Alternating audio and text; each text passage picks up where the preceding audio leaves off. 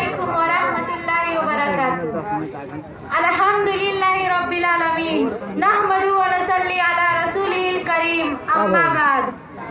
गुलामी में नकामती है शमशीरे न तदबीरे, गुलामी में नकामती है शमशीरे न तदबीरे, जो यकी पैदा करती है जंजीरे।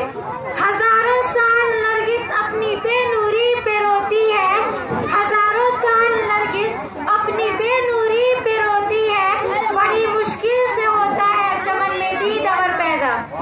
मोहतरम सामाईन इकराम, मुअज़्ज़ज़ मेहमानान किराम और उसातिज़ा किराम, आज मैं आप लोगों के सामने एक ऐसी शख्सियत के बारे में लबकुशाई करनी चाहती हूँ जिसने हिंदुस्तान को सही मानों में एक आजाद और खुद मुख्तार ममलिकत बनाने में अपना किरदार बखूबी अदा किया।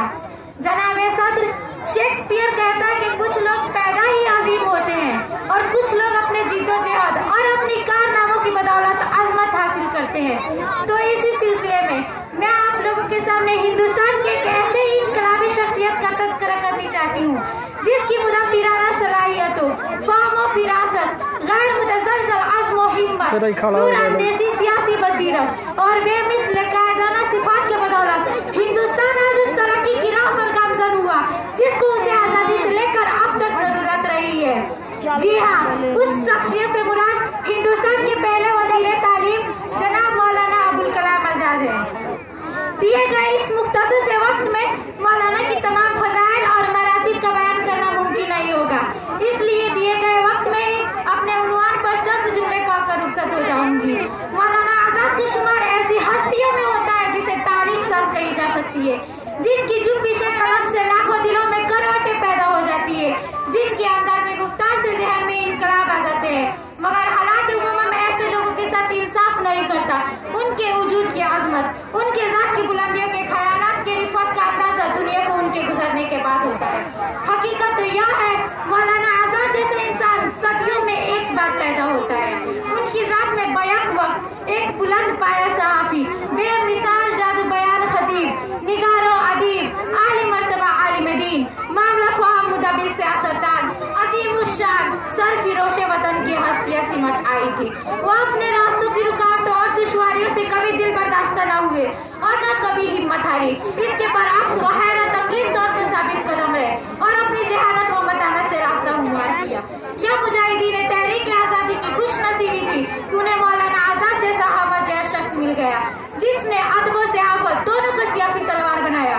अगर उनके पालों में वह दर्द आशिना, दिले दूरबीन और दूररस दिमाग न होता जिनके जलवा पारी ने हमारे तारीख का रुख मोड़ दिया, तो असहाबे किताब से कलम होकर आ जाते। लेकिन तारीख के तेज धारों ने उन्हें जंग आज़ादी की मुजाहिदों की क़यादतें सुपुर्द कर दी।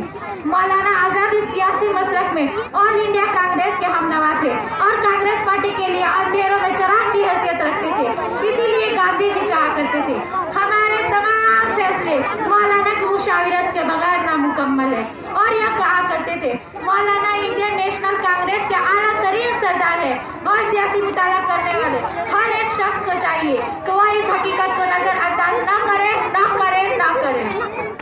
मौलाना आज़ाद की शख्सियत का एतराफ करते हुए पंडित जवाहरलाल नेहरू ने यह कहा था कि मैं सियासत का तालिब इल्म हूँ और मैंने सियासत की किताबें हिंदुस्तान में सबसे ज्यादा पढ़ी है। यूरोप के दौरे में सियासत का करीब से मुताला करने का मौका मिला और मैं समझता हूँ कि मैंने सियासत के आला तरीन इल्म से वाकिफियत हासिल कर ली है। लेकिन जब हिंदुस्तान पहुँचकर मौलाना आज़ाद से बातें करता हूँ तो मालूम होता है मौलाना बहुत आगे है। जिद्दोजहद आज़ादी का यह रोशन तरीन सितारा 22 फरवरी 1958 ईस्वी को गुल हो गया। अजब कयामत का हादसा है, अजब कयामत का हादसा है, अश्क है आशिती नहीं है, ज़मीं की रोशन चली गई है, उफ़क़ पे नहरे मुबी नहीं है। तेरी जुदाई से मरने वाले, तेरी जुदाई से मरने वाले वो कौन है जो हंसी नहीं है। अगरचे हालात का सफीना सीधे गिरदाब हो चुका है, अगरचे मजेदार थपेरों से काफिला होश हो चुका है, अगरचे कुदरत का एक शहकार आखिरी नींद सो चुका है, कई दिमागों का एक इंसान मैं सोचती हूँ कहा गया है। कलम की अजमत उजड़ गई है, ज़बां की जोरे बया गया है, उतर गए मंजिलों के चेहरे, अमीर क्या कारवा गया है। खवास पहुँचे, आवाम पहुँचे, तेरी लहत पर खुदा की रहमत, तेरी लहत को सलाम पहुँचे, मगर तेरी मर्ग नागहानी का अब तक यकीन नहीं है। इतना ही कहकर मैं अपनी तकरीर को खत्म करती हूँ। वाक़ी